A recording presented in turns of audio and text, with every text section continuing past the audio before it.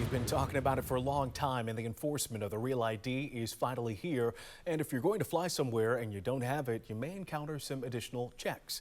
ABC 7 News reporter Lena Howland has what you need to know if you're catching a flight soon. I realized I needed a Real ID when I was making my plane reservations, but I thought they were gonna extend it, right? Like, who does start something on May 7th? Not like the 1st or the end of the month, right? Janice Corriveau is making a cross-country move from Brisbane to Boston with her German Shepherd, Oi.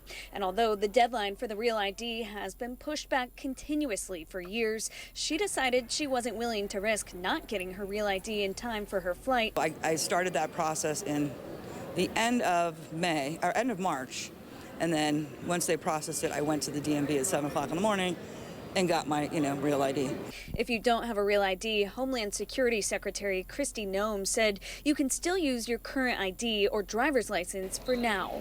Folks will come through the line and they will issue their ID and show it. If it's not compliant, they may be diverted to a different line, have an extra step, but people will be allowed to fly. If you want to avoid potentially being pulled into a different line for processing, TSA will also accept a U.S. passport, a passport card, or military ID, along with trusted traveler cards like Global Entry, Nexus, Sentry, and Fast, but TSA PreCheck doesn't count. The communication about Real ID has been for the last couple of years, and I waited for the last minute.